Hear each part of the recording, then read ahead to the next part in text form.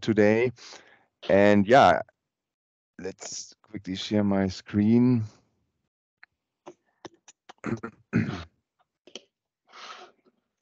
It's my pleasure to welcome all of you and Sebastian Lesch, the head of digital HR, learning organizational development from LILIUM. And yeah, welcome to the second OD quarterly already this year. And as the name says, we try to make such an interesting impulse every quarter. And so this is the second one for 2022. It's on managing hypergrowth from an HR perspective. And quickly, a couple of words about Change Pioneers. So we are a team of around 25 international colleagues who are committed to foster the inner glow of people, teams, and companies through the means of organizational development, which means for us organizational design, change management, team development, and leadership development, basically.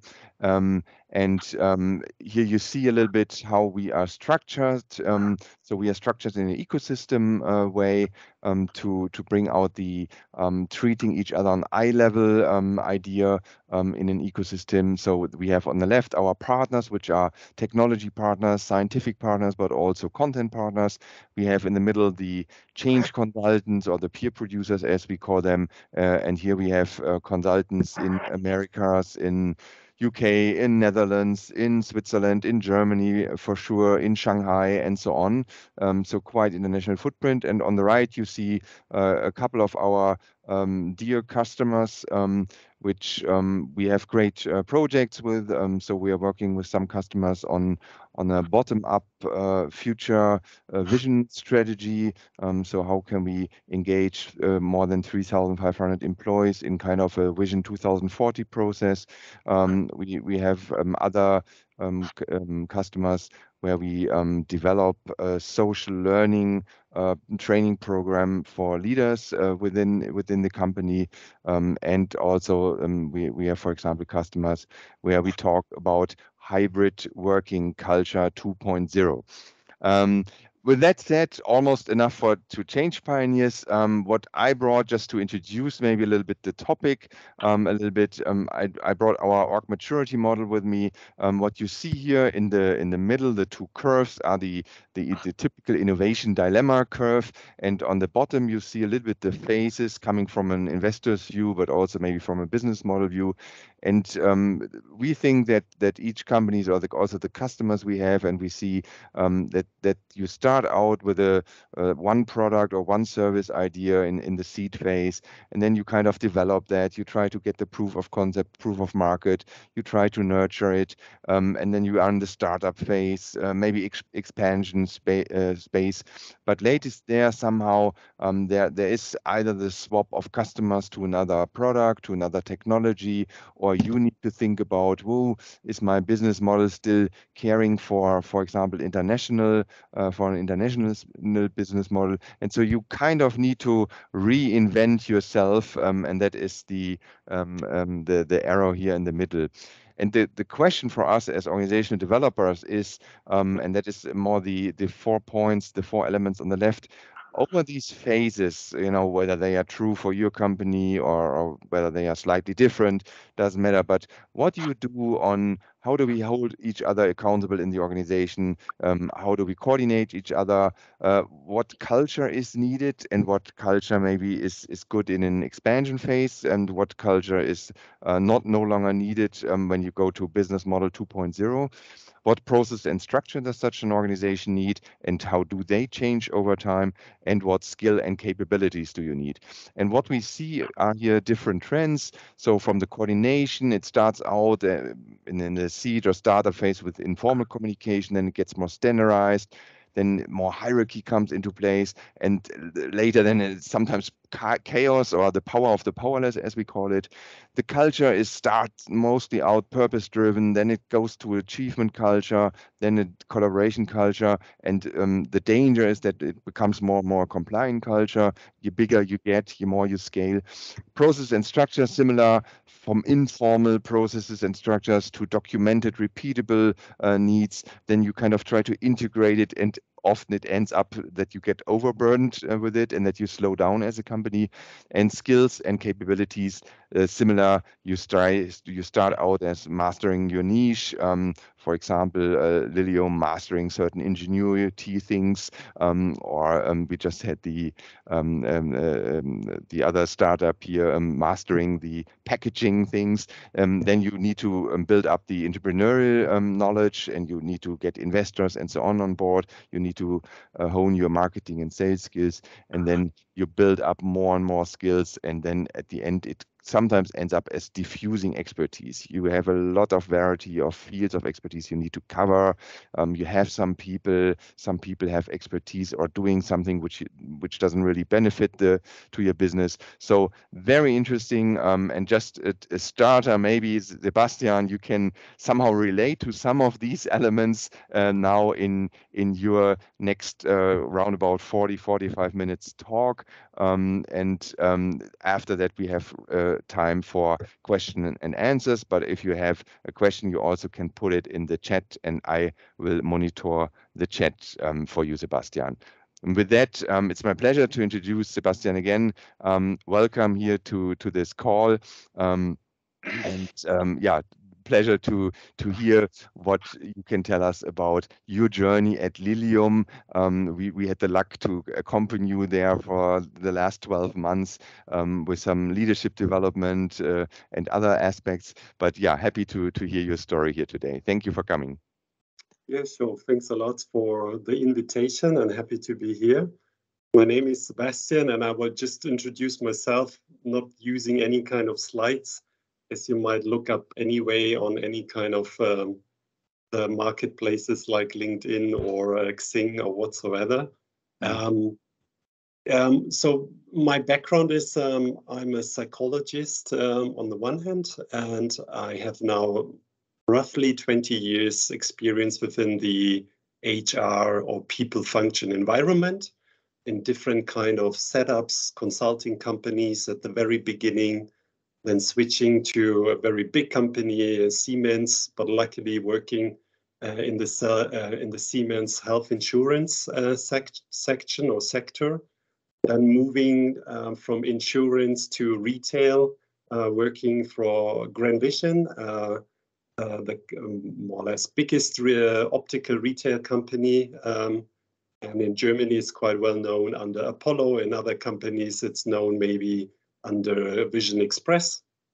And then after 4 years in retail, I decided to accept the challenge with LILIUM we are talking about today, starting at a very early stage, but still having a very, let's say, hyper growth in comparison to the ratio and the size of the company, of course, not comparable to, let's say, the change, or let's say also the volume in bigger companies, but in comparison to a small company, LILIUM was growing pretty fast. And a lot of, let's say, changes and pain points, as just mentioned and outlined by Bernd, sounds very familiar to me. And today I want to show you some aspects I want to highlight, as this topic, of course, is quite complex and you can get into quite a lot of details, but I more or less want to highlight 4 or 5 main topics based on my journey now with being 3 years with LILIUM. Feels like 30 years. Main responsibility is the learning and organizational development. But even already in the second month when I was with LILIUM, I was taking over culture and engagement. After that, I was also supporting and responsible in reshaping our talent acquisition process and team. And after that, I was taking over our people service team in transitioning to a global service, HR service team. And then also finally implementing Workday beginning of this year in order to support the company, not only from a SOX compliant, as we also in the meantime went public with LILIUM, but also to explain you something I will mention also now in a second. what are the key aspects within a hypergrowth from a people perspective. And with that, I would just say I would jump into the presentation and the topics. Just please raise your hand if you have any kind of questions. It shouldn't be now a monologue. We will definitely have time. I do not have so many slides, and I kept it very lean because one principle in a hypergrowth company is the KISS principle: keep it short and simple. Otherwise, you will die. Yeah, that's great. And Sebastian, you will tell us also a little bit about LILIUM itself, right? Yes. Or just, yeah, thank you. I would just start a little bit telling you something about LILIUM, of course. Now just switching to the presentation mode. And then Bernd will help me in case somebody's raising his or her hand. Exactly. So first of all, telling you something about LILIUM, something you will also find on our webpage. LILIUM was founded in 2015 with 4 founders, students that met at the TUM and decided to change and disrupt the air mobility. And currently, up to now, we have about 850 employees in our company. So that's quite a big growth since 2015. We are more or less represented close to 60 nationalities from all continents. And we already have 5 global offices, and the 5th one is already coming up. We started with the vision that everybody can fly anytime, anywhere, and that's still the case. And in the meantime, it's very clear that the, let's say, core business case is regional air mobility. It's not about inner city mobility, air mobility, because the advantages of a winged air is something you won't get below 20 kilometers on the one hand. On the other hand, the time, let's say, outcome or the time element you get out from air mobility in the future is the longer the distance, the more time you save in traveling. And that is quite, let's say, big, because let's say, for example, imagine you're flying from Munich to Zurich. Typically, you would need about 3 hours with the car. That might be only max 1 hour in the future with jet LILIUM is developing and providing. So the main, more or less, focus is currently one program delivering a 7-seater aircraft based on battery energy, but including wings in order to use the advantages of aerodynamics. That's, I think, an advantage of LILIUM in comparison to other competitors, but also other competitors already switched from a more drone approach, like you might have seen from Airbus or from a Volocopter, to a wing-based aircraft that is using the aerodynamics and, of course, is reducing the assumption of energy during cruise flight. So you can imagine that during hover, the takeoff and the landing, most of the energy of the batteries will be needed. But of course, during cruise flight, the energy consumption is quite very low due to the aerodynamics advantages. Maybe also looking back a little bit to show you the hypergrowth I was experiencing.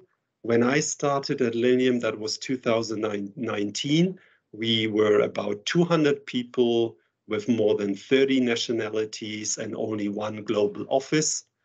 And within the last 3 years, as just here mentioned, we increased our headcount from 200 to 850, more than now 60 nationalities. And of course, the growth you need to manage from a people perspective in an expansion internationally with 4, in the future, even up to 5 global offices. And with that, I would say I would jump into the core learnings. But before I do that, does anybody has a question or any kind of insight you would love to hear about LILIUM before I jump into the more content-related topics? I could just add, Sebastian, that for me it was interesting to witness that it is not only the jet, but it is where does it land? What are the legal rules there? How do we do the ticketing? Blah blah blah. So it's much more than just building a jet. It is really, I would say, kind of disrupting. I mean, yes, there were airplanes and so on before, but it's kind of a disrupting business model, or a business model where you need to build up more infrastructure than just a jet. That was very interesting to see for me. So I also thought this was kind of a growth and an organizational task you had to manage, right? Not just inventing this one single product, this one jet. Exactly. Very true. As you need a lot of partners, as you can't do that on your own. And to find the right partners to create these, we call them vertiports. And not only the vertiport, it's also about where does the energy come from? How do we connect the jet with the power station? How can we find the right partners in more or less also creating networks, new networks of air mobility, specifically in regions, as you might have seen, like the Ruhrgebiet in North Rhine-Westphalia, or California, as we already had some collaboration there. And of course, other global, or let's say local networks will come up where this regional air mobility will be a big advantage, exactly. But you can also see we are more and more collaborating with airlines. The first agreements were already met, as also airlines see the advantage of this new technology, because currently using a bigger jet for just flying now from Munich to Zurich, or from Munich to Nuremberg or Stuttgart or other big cities, there is a big advantage and business case for any airline currently looking into this new technology and development. I have a short question. Is LILIUM already doing sales with certain partners, so that there is an income for LILIUM? It's not already an income, but what we already have is agreements and letters of interest with airlines like Azur from Brazil, NetJet, and also other collaborations are coming up. So we already have an agreement in the future, but also, let's say, first come, first serve to deliver the first jets. Once we get the certification to the companies, we have already the agreement in place. Exactly. But there's no cash flow yet. That must be a pretty big burn rate with 850 people in a month. Yeah, and it's not only the people; it's more supply management. Yeah. And as it is not we are not a software developing company, so we really burn a lot of money in the product, in the prototypes, in creating components, and also testing the components for the current prototypes and the future prototypes. So yeah, if you look into our webcasts, our quarterly webcasts, as we are now public listed, we are also quite transparent, what kind of, let's say, investment do we have on a quarterly base. Yeah, it's quite massive. But also about 1,000 people now. Also something from a people perspective, a lot of people that are also well paid. All right, thank you. Thanks a lot. All right, then let's jump more or less in 5 topics I wanted to highlight from manage, or with regards to managing hypergrowth. And I more or less define some little, let's say, headlines: more haste, less speed. Here I want to talk about operating model and profiles, because I think that's super important. Scaling up as a company, you need to find the right operating model, and you also need to find the right people for this model, otherwise it doesn't work. Then, of course, digitization is always a friend in scaling up, as you can't do a lot of things manually. So if you don't use the digital, let's say, advantages or also developments in the market, and you stick to systems that are not able to automate, it's almost impossible to scale up from a people function. Third topic would be about hire smart. It's really important to look into what kind of people you are hiring and how also you can stay flexible from a talent acquisition team. And then something you're always familiar in any company, any stage, culture eats strategy. It's super important to manage expectations, but also to enable leadership. This topic is very wide in range, but I would love to concentrate on these two topics, as I think they are sitting at the core. And then I also have 3 elements that are something you should never forget about hypergrowth. This is organizational development, workforce planning, and compensation strategy, as this is something you're always running behind if you don't manage well. So starting into the first topic, more haste, less speed, I have a little visual, and my question to you would be, what does this visual would tell you currently? How would you interpret this visual with regards hypergrowth and operating model? Any ideas?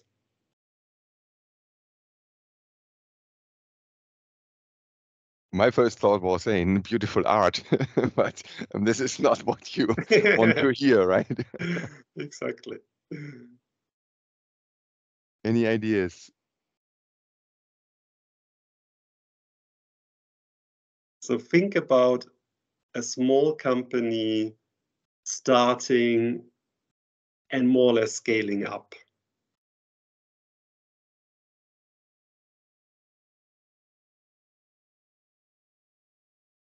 So then let me just explain. This shows you that at the very beginning, you have very few people doing a lot of things in parallel. You do almost do everything. Everybody's starting as head of himself or themselves. So you have limited resources, and you have to play the full spectrum from a people perspective. This is, of course, changing in the future with the hypergrowth. And it starts that you get let's say, departments will develop and you get more specialists. So this is something I want to more or less show to everybody. Looking at the hypergrowth, you start with generalists. And if you don't have good generalists, you're already in trouble. And over the time, you will develop bigger teams. You will become more and more specialized.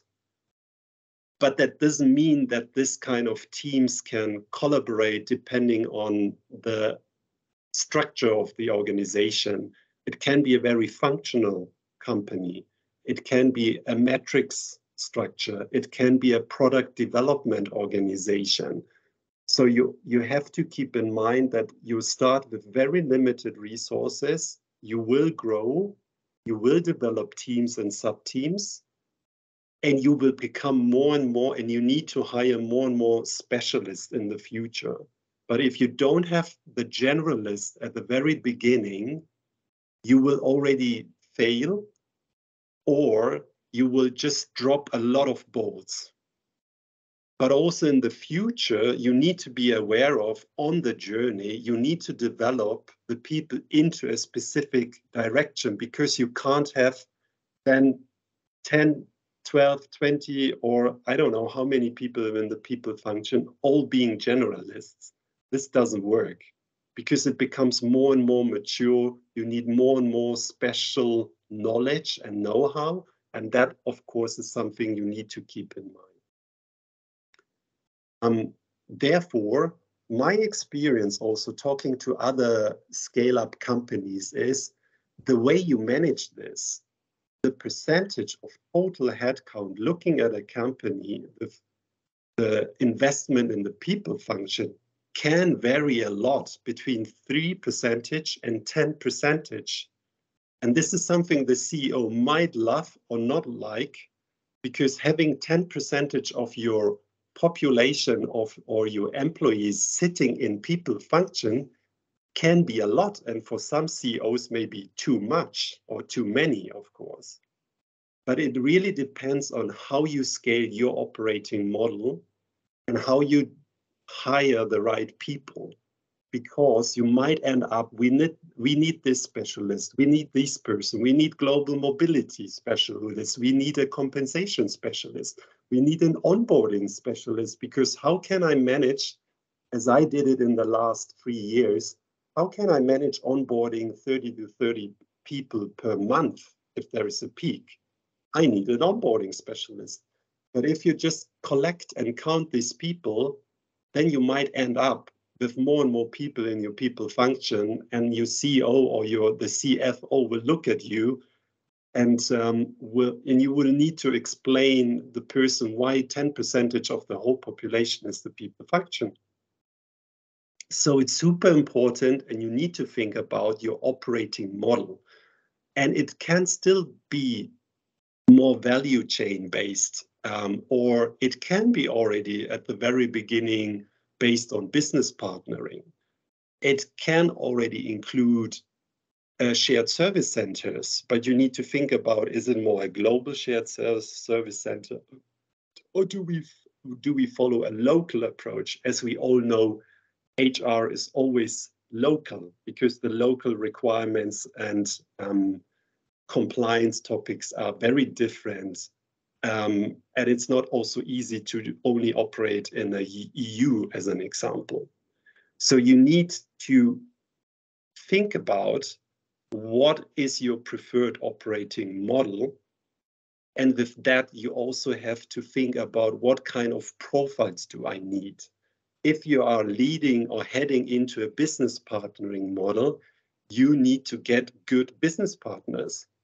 And it's difficult to develop a very junior person into a business partnering role, because this person would need to manage organizational development, team development, and individual development at the same time. So these people have to manage workforce planning, organizational development, networks, design. And on the other hand, they would need to deal with low performers. And it's even, I think, it's super difficult to get and find very senior business partners. They are always coming from a specific angle, and they are strong within one corner, but it's really difficult to find a business partner covering all the areas a manager needs to discuss with a business partner, not only in a high level, but also in detail. So this is super important. It's painful to change your operating model during hypergrowth. If you start with business partnering model and then you realize it's not working and you want to change it, that's even more difficult and worse than just trying to level up and make your current operating model more mature. I think we, yeah. Because we have the first remark in the chat, and what you just said maybe fits also to that. So, question: can you tell something? Did you change or tweak the HR operating model within LILIUM, at least in the time you were there? And from the chat comes the remark from Alexandra. Hi, Alexandra. To the investment, that she would argue also how human-centered you are working. Maybe you can say something about that, how human-centered you at LILIUM are working, or whether this was taken into consideration, and maybe how big is the investment on the people functions that LILIUM is taking? Yeah. So to answer maybe the first question is, we started with generalists, and we only had a small team with people doing a couple of things in parallel. And then over the time, we implemented business partnering, but started to create an integrated business team that was more or less a triangle: the business partner, the recruiter, and the people specialist, working together to support a function. That was the model we were moving from, let's say, generalist to an early stage of business partnering model. And in the meantime, we have a more mature business partnering models with little centers of excellence and a strong shared service center. Maybe to answer the first question. The second one was also with regards to people centricity. So what we are not doing design thinking and things like that, because that takes too long. I love to do that, but it's impossible. It takes too long. But what we like to do, and to give you an example with Workday implementation, we are mapping out personas, and based on the personas, we define our processes to see if the journey we are creating is really creating a value and experience for the people. It's not a journey where you constantly have a high peak experience. We are very sure in comparison to retail, you would need to define where you want to have a peak in an experience, because you can't have the peak in experience throughout the whole process, but you need to define what are the touch points with the new hire or with the employee during or with regards to retention, development, performance, etc., where you want to create an experience and a kind of appreciation or a wow effect. Yeah. And there was a third question I can't remember right now. Me neither, but I think that was enlightening. Otherwise, Alexandra, please speak up now or later in the Q&A. Exactly. Just let me know if this is answering your question, or if there's maybe a follow-up question. Yeah, actually, it was not really a question, more like a comment to what you mapped in terms of like where differences come in, right, and where investments need to be, kind of like decided, right? And I was just making the point that likely depending on how human-centered you're working, the investment also changes. And to the touch points that you just defined, right? You can do a very light onboarding, or you can invest much more resources into that. And obviously that increases the load, likely at least, on the talent team and the teams involved in that. So that is another factor from my experience that makes a huge difference on what you need to invest in your HR team. Exactly. And maybe reflecting at LILIUM, as we had quite a bit of growth, but also the challenge with let's say the global hire strategy, and due to the pandemic, the investment in onboarding was pretty high. And in the meantime, for example, now we are also using a tool that's called Onboarder to really beautifully map out the process and to define the touch points with the new hires, with the hiring manager, with the buddy, in order to engage the people once they have signed the contract. Good. Then last but not least, something you also have to keep in mind, and it's maybe something that if you work in a silo, that can easily happen. But if you're working in a hypergrowth company as a people function, you also need to look at the other functions, enabling functions like finance, legal, IT. If they don't grow with the same speed, and their operating model is not matching your own operating model, you are creating friction and the company is slowing down. So it's not only about looking at yourself, how can we manage as a people function our own tasks, look also at the other enabling functions, because if they struggle, you're also struggling. Everybody knows the big relationship between people function and finance, tax topics, legal topics, hiring externals, freelancers, staff lease, super important, including, of course, legal due to contract management, but also from an people IT landscape. If there is not a match and the functions are also growing and there's a match with their operating model, you can either win or lose. These are the three main topics I wanted to highlight with regards more haste, less speed, focusing on your own operating model, the right profiles, and then also looking outside of your ecosystem and looking also let's say collaborate with other enabling functions. Any questions before I jump into the next topic? Just the question whether you could share the name of the tool you use for onboarding again. N-Border, E-N, border. N-Border.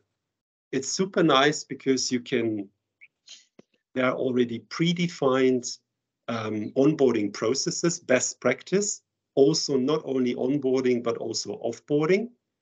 And you can manage, you can define personas, you can set it up for every differently for every entity or country.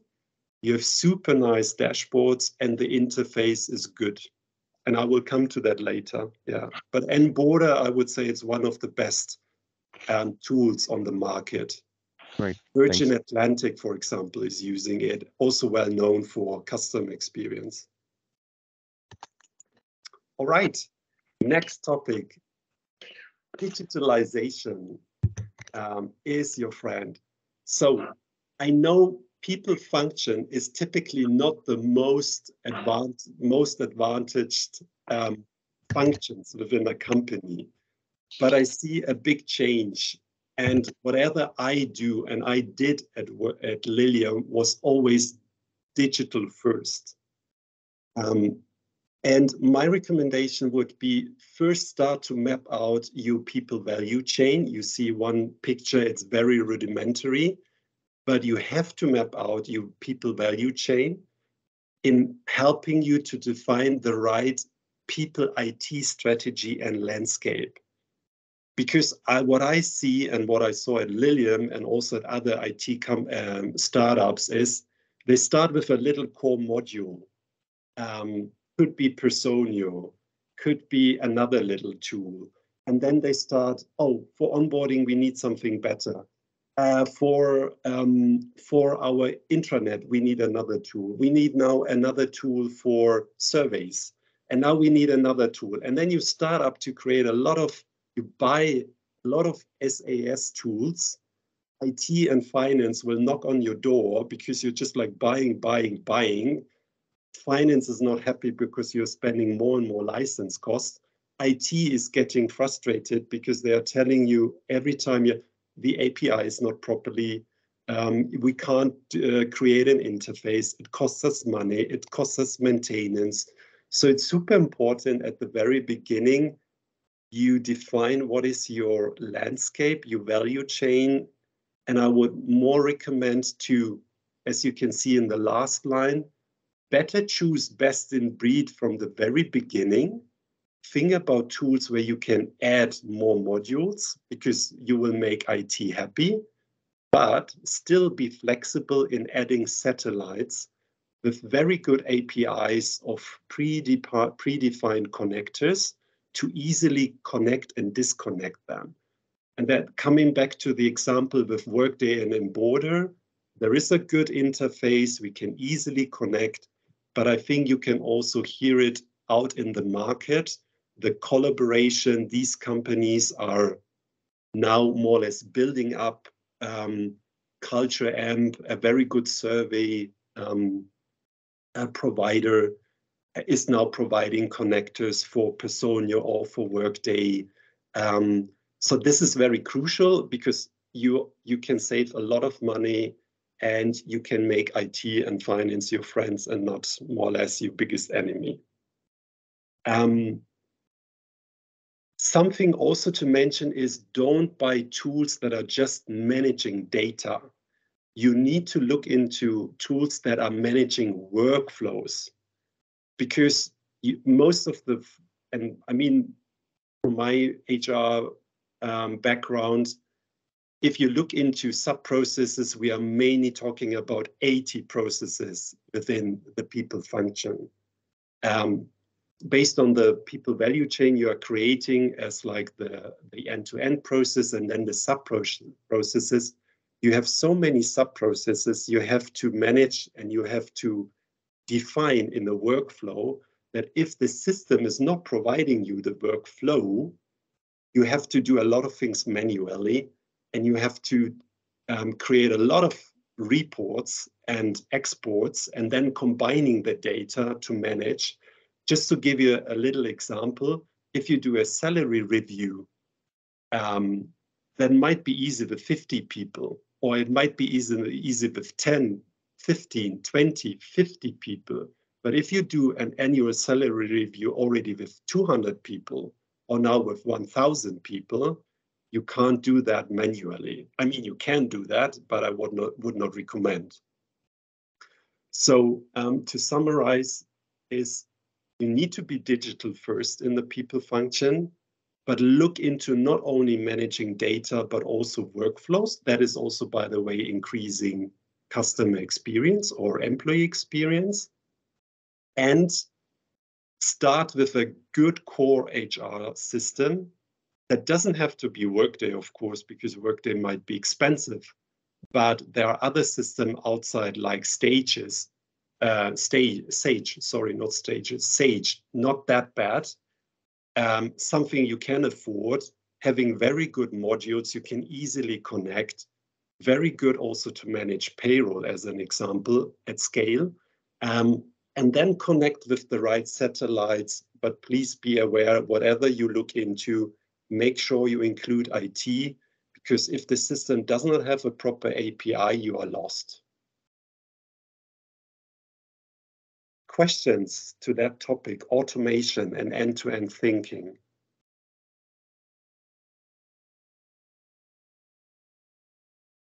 Looks good. I'm not expecting a lot of questions, but it's one of the most crucial things. If you don't become digital in the people function, you rather end up with 10% people in a total headcount.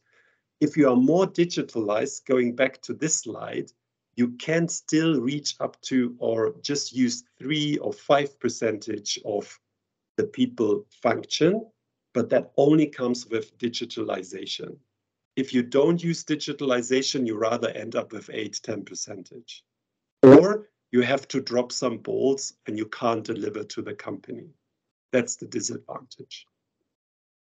And it gets more and more complex than over time. Yeah. Third topic, hire smart. A sentence I learned from the very beginning: hire people who can say, been there, done that. Other than, if you don't hire people, in particular in the people function, but it's the same in other functions, if you don't get these people in, you mainly hire people, they love the challenge, they love it, and then they start to explore, or they tell you, I'm coming from a big corporate company, I know what to do. Then I need to tell them, because that was also my learning, don't try to implement something that is working in a corporate company at scale. It doesn't work. You need to find people who've exactly been in that kind of situation, hypergrowth, speed, flexibility, digitalization, and who know what they did in the past, because they will also tell you, I won't copy what I did in the past. We will see what will come on our way, but I won't just copy. I can just tell you what was my learning and a kind of mistake I won't do in the past. I won't do again. But that is super important.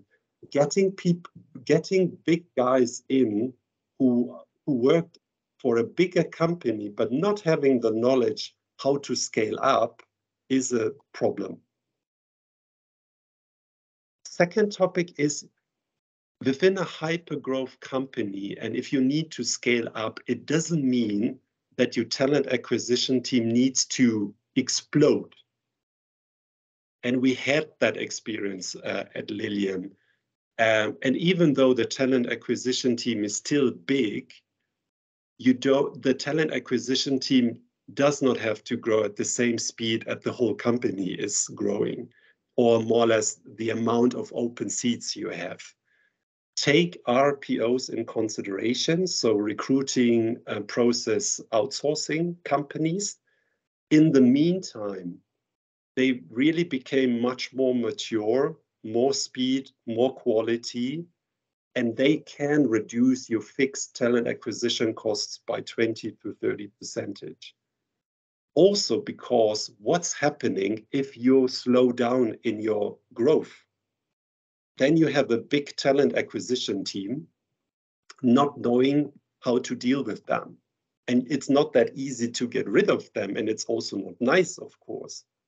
But find a good balance and take RPOs in consideration.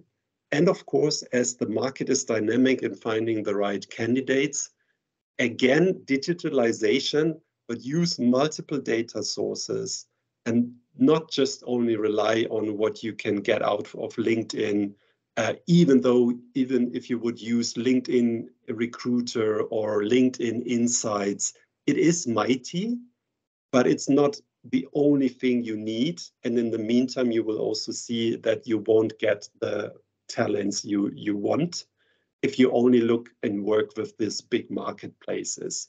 In using AI in augmented writing will help you to much easier set up the right job descriptions. If you use also RPOs that have multiple sourcing tools, you not only rely on LinkedIn, you can easily collect with assessment steps, and also chatbots can be a help in being fast with regards in hiring, but also using the right tools. But let's say my biggest learning is find a good balance. In the meantime, I strongly recommend to look into RPOs and look into AI for recruitment, because this is really speeding up, but also reducing resources. Questions on this topic? Maybe just question from my side in terms of, can you say that how fast is your recruiting, like from open position, finding someone, I don't know, doing maybe some assessments until filling the position? Because I mean, time is money, right? Would you say you are faster than maybe some large companies, or are you similar? It's difficult to answer because it depends on the role. In the niche role, it takes longer. For, let's say, blue cards, or let's say more generic roles, we typically can be faster. Due to our awesome product, we get a lot of candidates, so the funnel is quite good. Let's say in an ideal process, you start to map out the role, and within 2 weeks, you should have a short list. Within the following 2 to 3 weeks, in best case, you have the top 1, 2 candidates. So it's in an ideal world, you can close a role within 2 months. And then depending on the notice period, of course, until the seat will be filled, that's typically in Germany, you have the 3 months notice, but in UK it's much faster, or from the US, but then you also have to think about relocation. So ideally, I would say, or in average, 2 to 3 months to close a role. It's something you should have. Otherwise, I would look into the data. If somewhere you are just losing speed, and maybe to also mention something that I like very much is to have a business rhythm with regards to recruiting, because it's super annoying if, for example, an interview is cancelled. And the interview is not cancelled by the candidate, it's cancelled maybe by a manager. And a rule I know from Google, I love that rule, is if a manager is canceling an interview, the cover is the supervisor.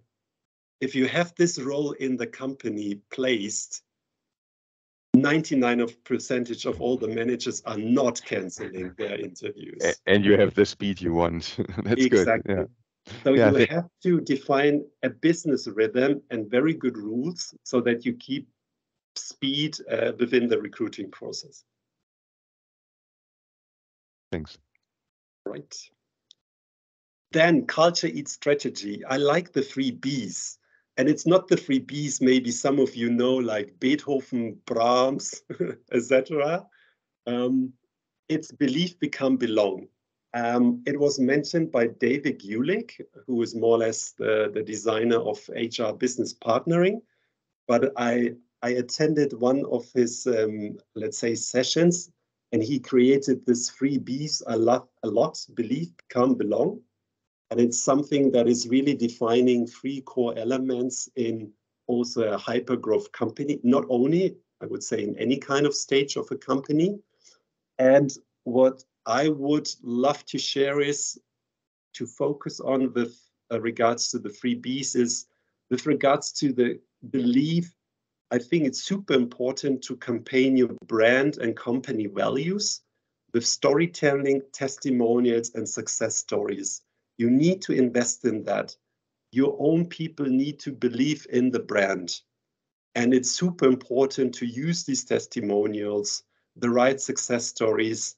And I still do not see a lot of companies, as an example on LinkedIn, using proper storytelling, testimonials, or success stories. It's unbelievable. Not really even providing the new candidate something they can use when they start for a company, or how to share their success stories, or how to use them, or even to use testimonials with people who are leaving.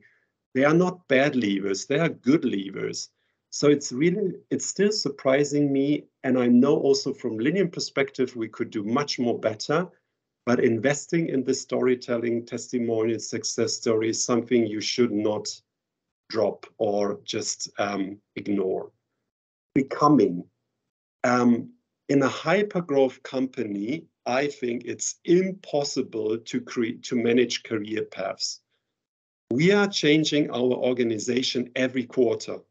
Every quarter, we have a total new organization, maybe in a function, maybe in 2 functions. We constantly change the organizational design. It's impossible to define career paths. So my recommendation is rather make sure that every person, every employee has a deep conversation with their manager and an updated development plan. This is much better to invest and to support the managers instead of trying to implement something we are very aware of in corporate companies like succession planning, career paths, etc. That's not working in a hypergrowth company, my experience. Thirdly, define rituals. How do you celebrate as a company milestones, success?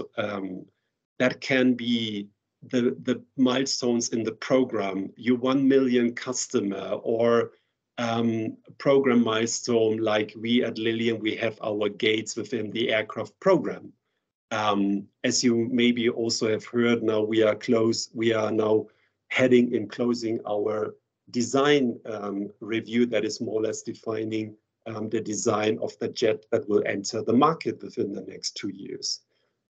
Something you should also make sure from a people function is this ritual should be defined on individual, team, and company level.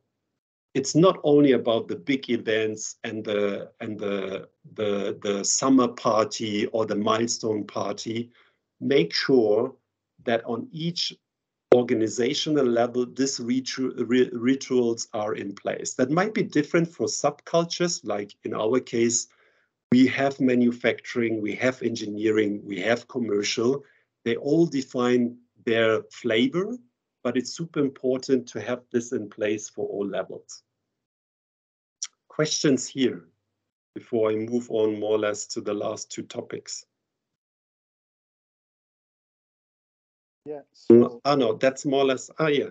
Sebastian, how is the resistance to hypergrowth managed? Culture. What kind of resistance do you mean? If you are onboarding so many people in short period of time, of course you need to be aware of the hiring process, but what about the firing, and what about the friction and the resistance that is creating on the go? How you manage that? That's yeah, got it. Yeah. So on the one, you need to define your feedback channels. One feedback channel is in cascading company communication. Like typically most of the companies have something like an all hands meeting or all hands meeting or town hall meeting. You need to define closed feedback loops. So if you communicate something into the company, you need to define follow-up, let's say, touch points with managers and the teams to reflect on what has been communicated and feedback to the management team. This kind of feedback loop needs to be orchestrated. So let's say you have an all-hands meeting on Monday, and you expect a feedback to the management team by Wednesday. And by defining and orchestrating follow-up meetings in cascading down to team level and up to the management team, within 2 days, you can already get a temperature check how the communication was perceived.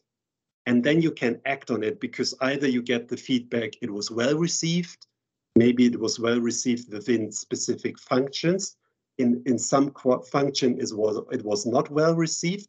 So you can define follow-up actions even in the same week, where you need to iterate because maybe something was not understood, or you need to modify the communication so it will be better received. So this is one element.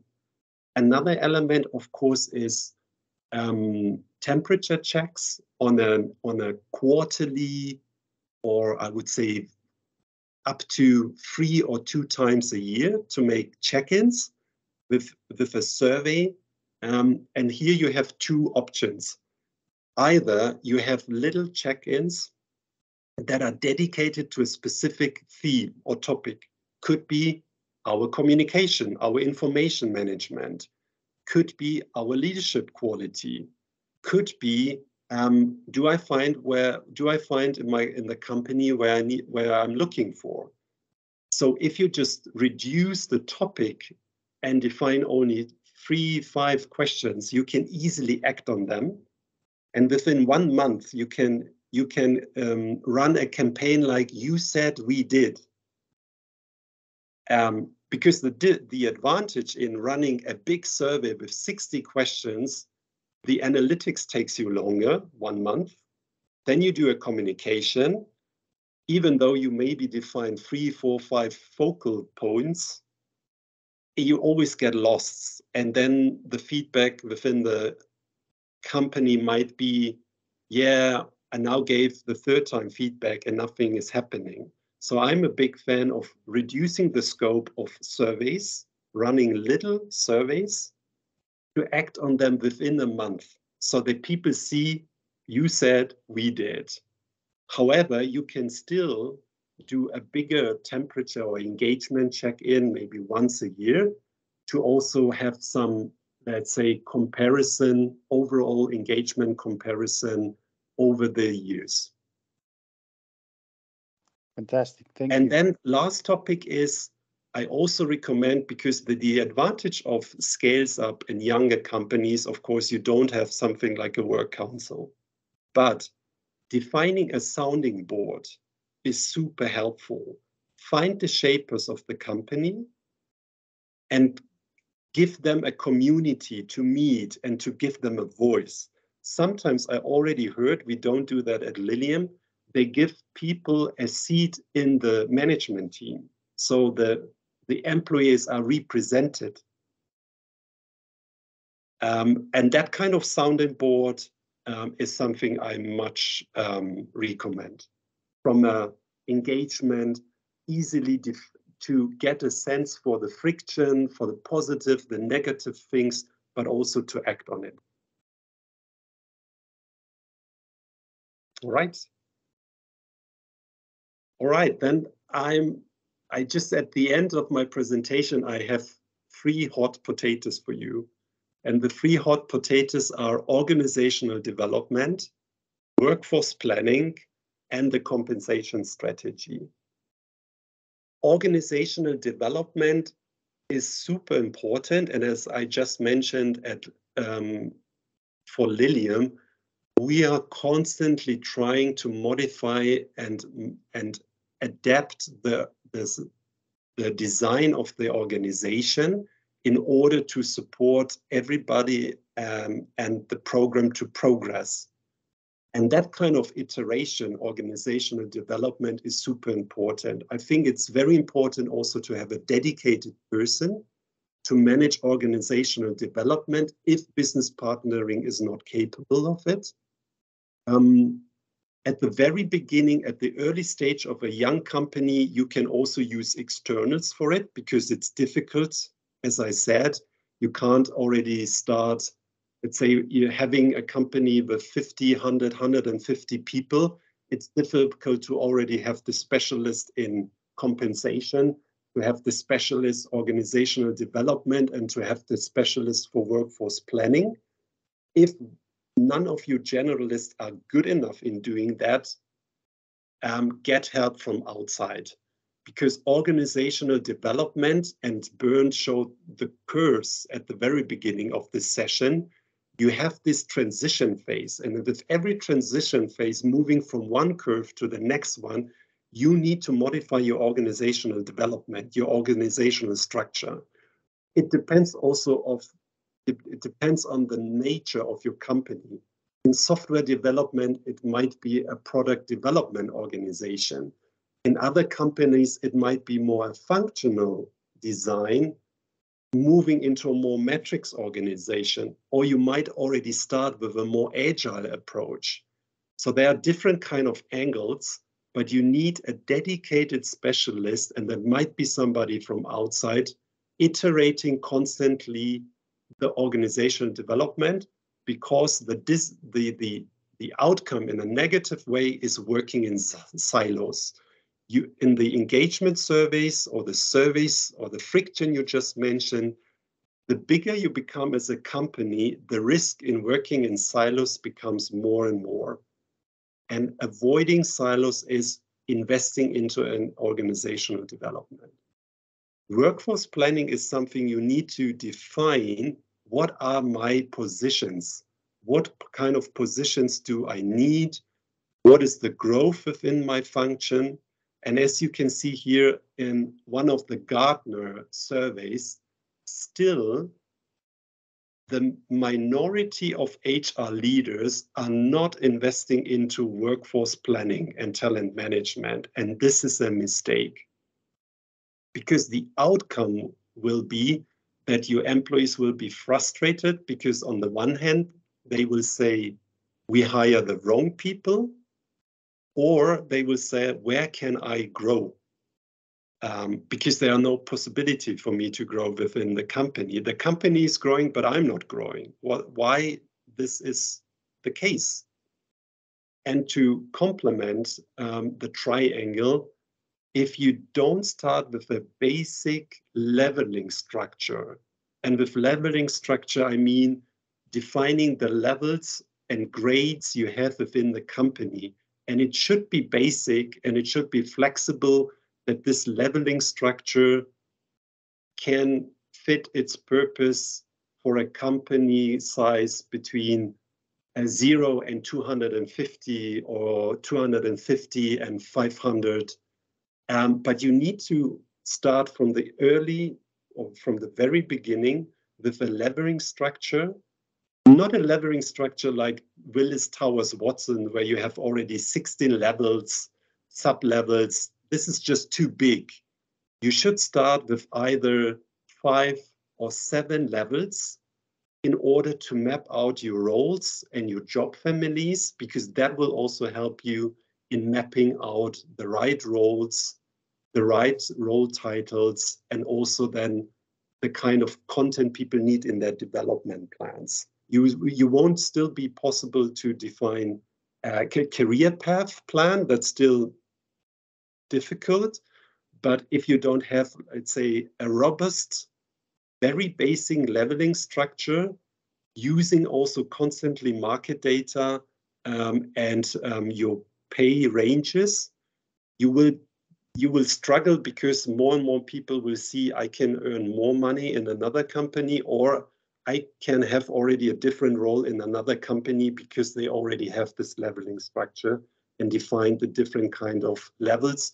In the free areas, I think most of you are familiar with. Traditionally, you have the roles, the managerial roles, professional roles, and then also supporter roles.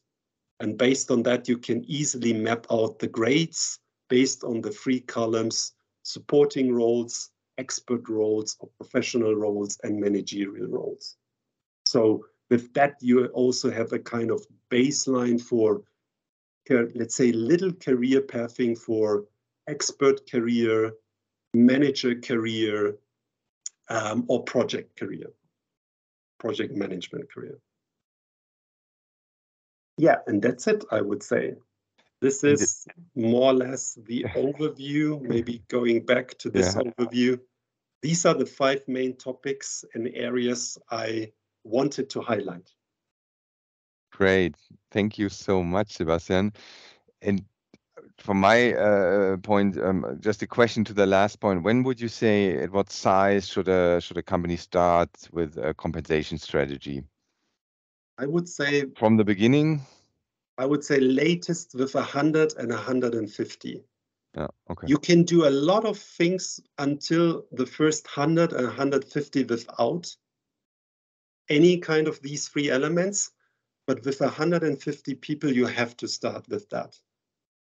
If you miss it, you're already in trouble with 200 and 250 people.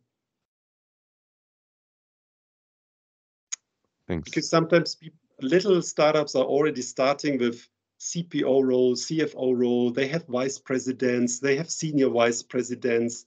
And when you look at the company, they are only 50 people or maybe 25. And then you wonder, can this VP be the VP in 5 years with a company of 500 or 1,000 people? Mm.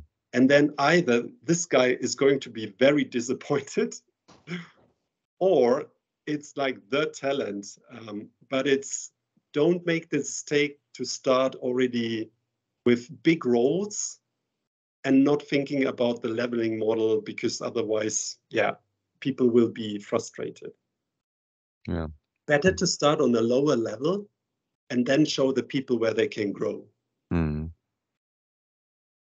Thanks. Any other questions? So there's no question in the chat. Any questions from the audience? Just speak up.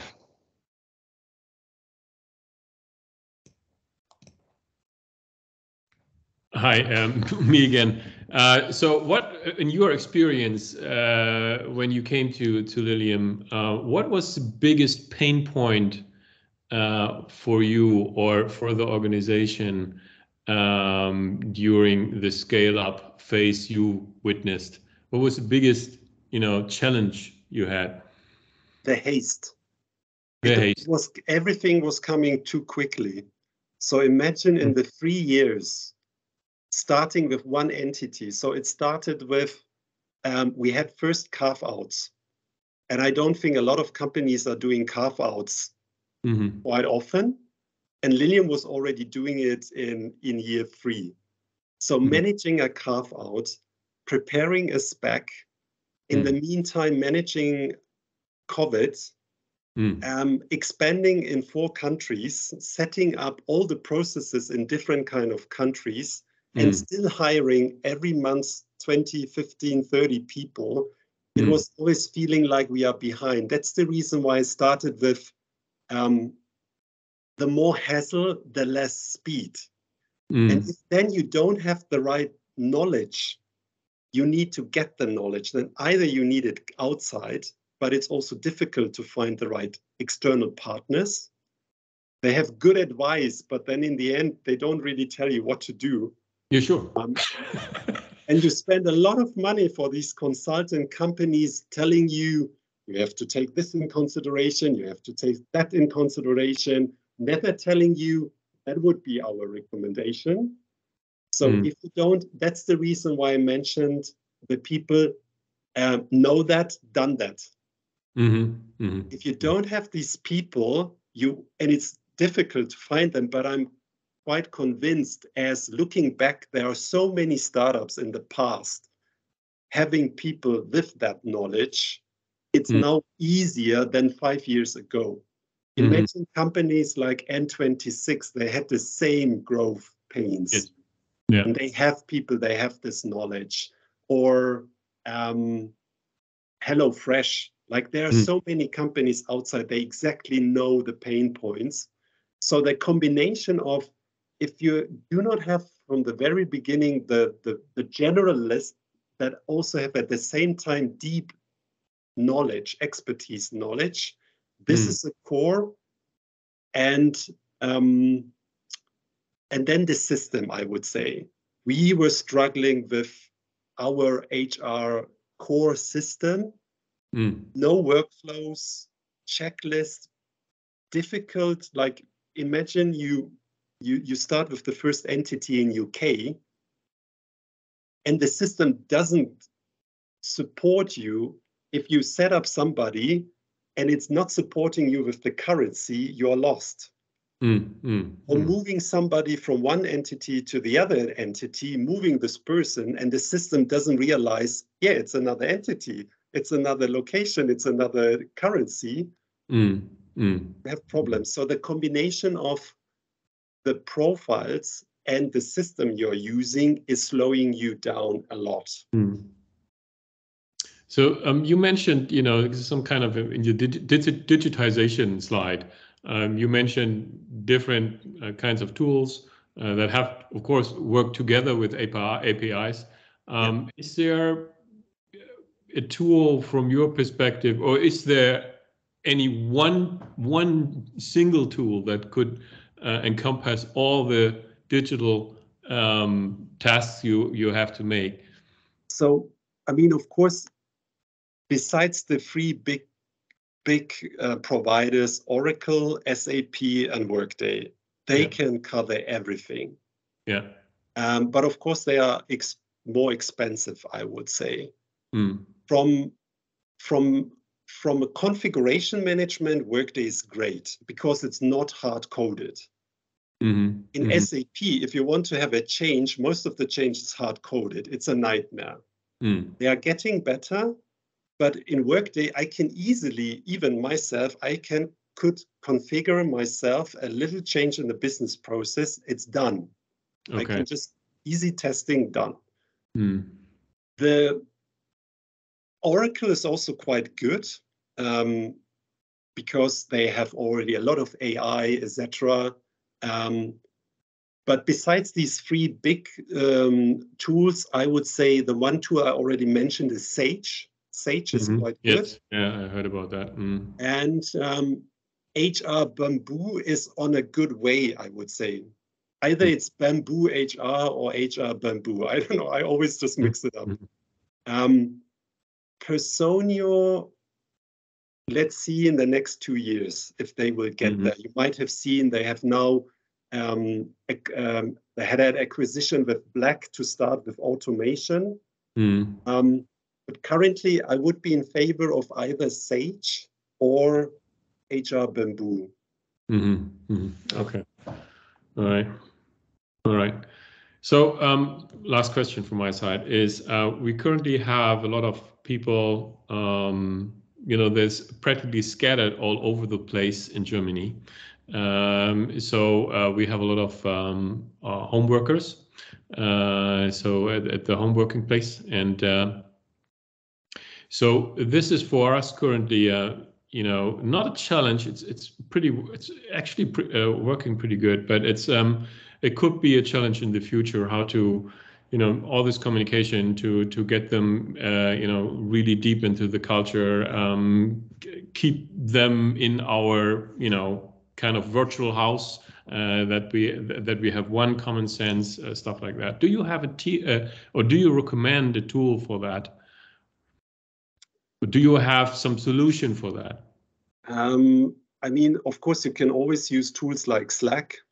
Yeah, Slack sure. is quite We good have all that, and yeah, exactly to engage people. If you are working with Microsoft Office environment, it's more or less what's the name? Gamma or Teams. But if you use that already, I think maybe the tool is not the solution. Sure. It's more or less the way you define as a company what is remote first, what is remote friendly, and what do we want to do on site, or when do we want to meet together? And you need to find a good rhythm. Yes. You might have heard now, for example, Airbnb, where they said we are remote first, but we meet quarterly. So you need to find a good rhythm, a business rhythm. The more remote you work, the more important it's that you define the when do we meet face to face. And it's not only the event, like we do a summer party. Typically, most of the companies now combine that with like, it's an announcement, it's a milestone event, plus we connect. We connect with the new hires, we connect with projects. And I would say the more project related you are, your face-to-face meetings must be a bit, let's say once a month or even every second month. For a wider range, like company-wide, I would say at least half a year, better quarterly. But it's in the end, the tool is not the solution for it. It's supporting you. But in the end, from a psychological point of view, people are social. Yes, definitely. Yeah. Thank you. And maybe just like something I like and recommend a lot of managers at LILIUM is, even though the people are working remotely, don't underestimate the senses. So there's already, from Harvard Business, they already had a study that if people only listen and not looking into the camera as we are doing right now, they are losing information. So walk and talk is even sometimes better than sitting in front of the screen. So I recommend to reduce screen time, but still working remotely by more listening. And this is very powerful, I have to say. Making a walk with somebody else also walking is very fruitful. Yes. So I think the strategy would be, the more remote you are, the more think about how can you reduce screen time. Yeah. Okay. Thank you. Sure. Further questions or remarks, comments, sharings? If not, I would have one. Sebastian, I liked especially the culture slide, and to that, maybe you can elaborate a little bit, and it goes also on the talent slide. So you talked about hypergrowth, changing pieces at least of the org structure every quarter. How do you kind of still manage or communicate this? So can you elaborate a little bit on the, what is my career plan when nothing is certain, right? If everything can change every second, and maybe to that, probably a lot of expertise hired from different companies, and I know that. So how do you still get this LILIUM culture while you have people from other companies joining in such a pace? So how do you craft this? This is us. This is this specific. Besides the interesting product and maybe the purpose of battery driven jets. So kind of two questions. Yeah, to answer your second question, it's really difficult, but now we see that post-pandemic, it's getting better again because we reconnect. And this is very now important, I think, to a lot of companies. If you don't connect now, you will lose your culture. So in reconnecting the people and giving them or setting up touch points remotely on site where people can connect and refresh the culture values is very helpful. And I think 2 elements is refresh your office on the one hand. If people come back to the office, they shouldn't see the same setup as it was pre-pandemic, because the world has changed. And in offering them a new experience on site that is reflecting the values is helpful. The other topic is, I think, the company, we are also now starting with that in refreshing our values and bringing them back alive with the events and touch points we have, even though, or if it's an all hands meeting, is it a coffee meeting, or is it the meeting with the new hires? It's something you have to refresh, I would say. It's like reactivating the values again. And use the campaigning. A new campaigning is needed, I would say. And the first question was more related with regards to talent development. Talent development, leadership, having these deep conversations you mentioned. How do you do this when everything changes and nothing is certain, no career plans? I'm a strong believer of communities. And now it's also something we were quite strong before we went into the pandemic. So for example, with the top leaders, there was a Building LILIUM session I was running every month.